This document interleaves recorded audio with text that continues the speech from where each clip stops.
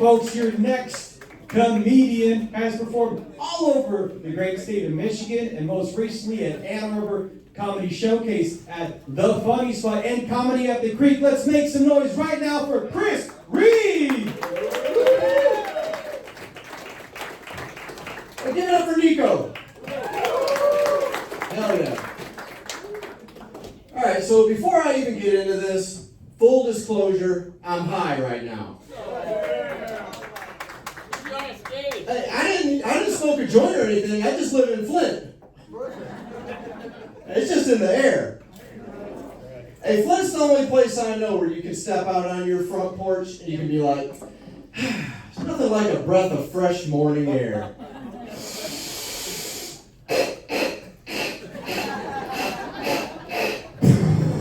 Fuck. Man, I haven't smoked a joint in 20 years and can't pass a drug test. Ain't that some shit? So I'm going to tell you all a little bit about myself. My name is Chris, and I identify as trisexual. I try to be sexual. Unfortunately, my wife is a dry-sexual. Kind of hard for me to get into that. If you know what I mean. Us trisexuals, we actually have our own flag. Just a bunch of frowny faces with some blue balls in the middle. Let's see what else about me. 52 with bad vision. I used to get excited about large breasts. Now I get excited about large font. Not quite the same.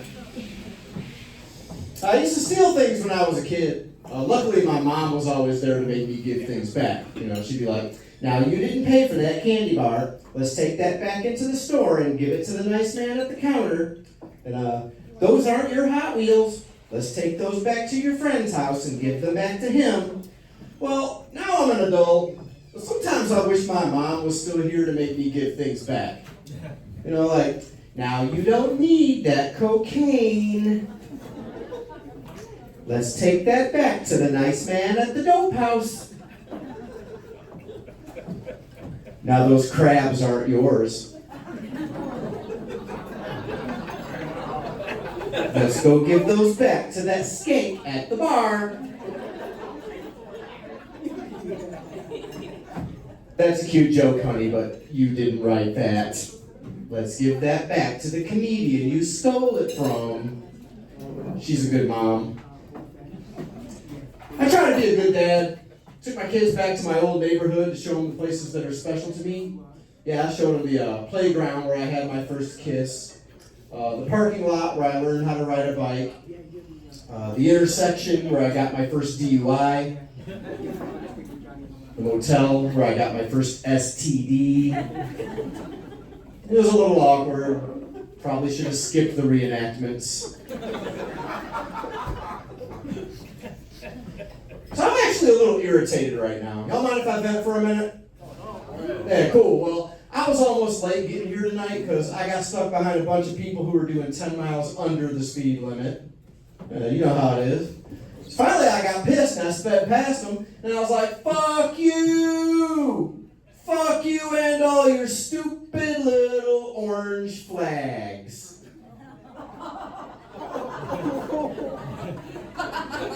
Must have been a car club or something.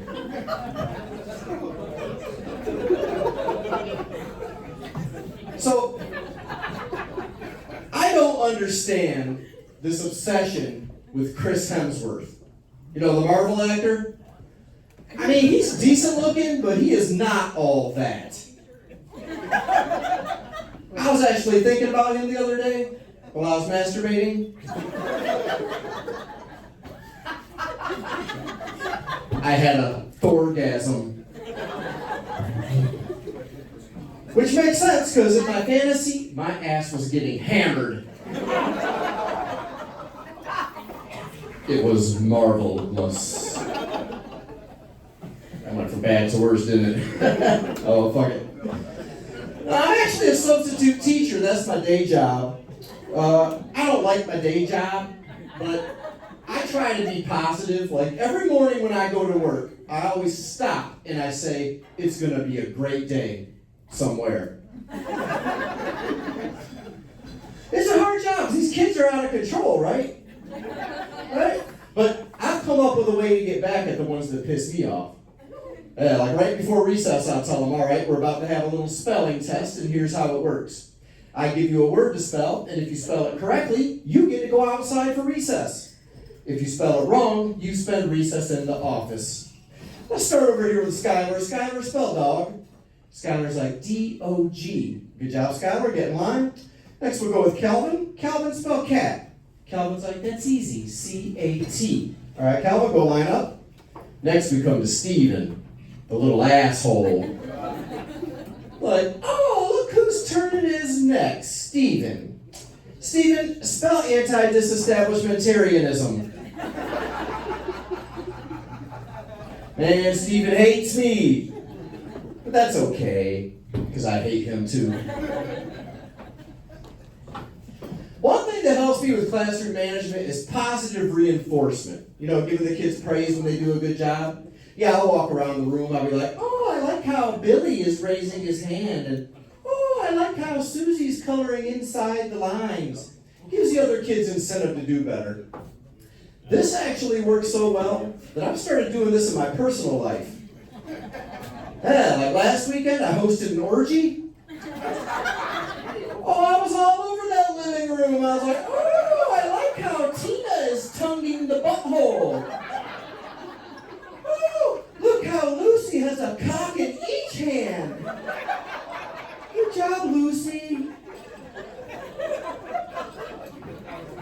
Of course, you always got your slackers be like, oh, I don't know, Paul. We're 10 minutes in and Becky's pants are still on. That pussy's not going to eat itself, buddy. I think the worst thing about being a sub, though, is bumping into the kids when I'm out at the stores. It's awkward, man, because they're kids, right? It's like you never know what they're going to say. Like I saw this little boy, he was like, Daddy, there's that man that locked me in the closet. I was like, what's up, champ? Then I saw a little girl, she was like, Mama, there's that man that stole my lunch money. That's a sweet little side hustle right there. Yeah, fuck the store. I don't even like going to stores anyway, man. Prices are through the roof. And like, even when something's on sale, the sales are just stupid, right? Like I saw this sale that said, buy 15 bottles of Pantene, save $2. I'm like, 15 bottles? What am I shampooing? A 70s bush? Stupid. Hey, speaking of stupid, I got those energy-saving light bulbs. What a joke. I mean, yeah, they use less energy, but they also barely put out any light. Good thing is, now it's not so bad when my wife asks me to do her with the lights on. That's a joke. My wife's a beautiful woman. Not only is she beautiful, but she's funny, man. She's got a quick wit. Like yesterday, she rolled her eyes at me. I said, you know, eye rolling is a microaggression. She said, so is your penis. She's not wrong. See, y'all might have noticed I have a slight limp. I was out getting my wife some flowers and I twisted my ankle. Tripped over a tombstone when I was leaving the cemetery. It was worth it though, I got her some roses. Shout out to the Thompsons. Wherever they are. Saved me some cash. But I had to get my wife some flowers because I made her mad at me the other day. We were at a family dinner and I told her she had a booger. Like right in front of everyone. And she got embarrassed. So afterwards, we decided to come up with some code words to use in case that happened again. Yeah, so we decided that if one of us has a booger in the nose, then we'll say, you got a homie in the crib. But sometimes the homie leaves the crib. So if you got a booger on the lip, then we'll say, there's a homie on the porch. Worst thing though, is when the homie leaves the porch. Man, we were at a party. My wife looked at me. She's like, OMG, homie in the yard. I repeat, homie in the yard. Man, I went in the bathroom and looked in the mirror. I had a homie smashed into my beard. How does that even happen? Oh, but that ain't nothing. We were at Meijer in the checkout lane, and I sneezed real hard. My wife was like, homie across the street. Man, I looked at the dude in front of us. My homie was stuck to the back of his neck. We were cracking up too. Till the dude turned around, he was like, what's so funny? I was like, nothing, man. We were just laughing about something that happened to my homie. That was a close one. Yeah. So my wife's a therapist. She's an expert in depression, anxiety, trauma, PTSD, grief and loss, substance use, and attachment disorders. Which basically means she's qualified to deal with my shit. Right? But the ironic thing about her being a therapist is that she loves to talk. Man, she talks so much, I went out and bought a hearing aid just so I could turn that shit down. Yeah.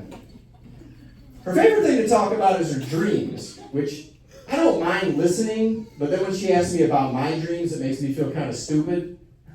Like this morning, we were laying there, she's like, last night I had a dream that my dad was in a retirement home, and I went to visit him, but they wouldn't let me in to see him. So I found the window to his room, and I could see him, but he couldn't see me. And he was laying there in a bed, and he had the keyboard that I bought him for his birthday, except all the keys were missing. And then all of a sudden, everything went dark, and I could hear Amazing Grace playing in the background. And I tried to call out to him, but there was no sound coming out of my mouth. And I know there's a lot of symbolism there, but I'm just not sure how to analyze those things. Then she looks at me, and she's like, did you have any dreams? I'm like, I dreamt I was at the beach with Chris Hemsworth.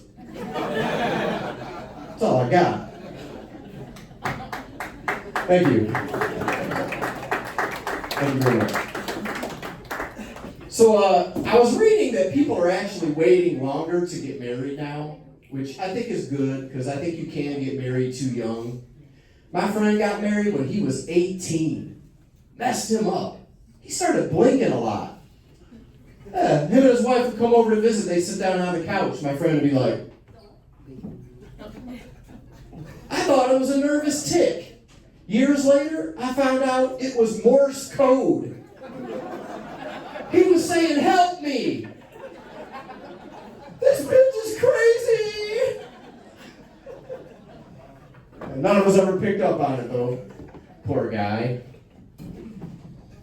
It's a miracle that I'm even married, though, because I have a hard time with commitment, especially when it comes to jobs. That's why I rarely stay at one job for longer than 5 or 6 minutes. It blows my mind when I hear about these people that have worked at one job their whole life. Like, I saw how this 68-year-old man worked at one burger joint for 50 years. Yeah. Can you imagine the monotony? You're like, meat, cheese, pickle, lettuce. Meat, cheese, pickle, lettuce. Meat, cheese, pickle, lettuce. All right, so before I get out of here, I'll leave you all with this one last thing. I have a question. Have you ever been on hold for so long that you forget who you called?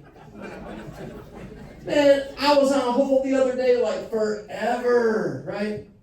Finally, the lady comes back on. She's like, I am so sorry for the wait. What's the appointment for? I was like, well, I think I need a new prescription for my testosterone pills because I'm still having some trouble getting aroused. And when I do ejaculate, there's like barely anything coming out. She was like, oh, well, I'm sorry to hear that, but what are we doing with the Jeep Patriot? Oops. All right, thank you. My name's Chris Reed.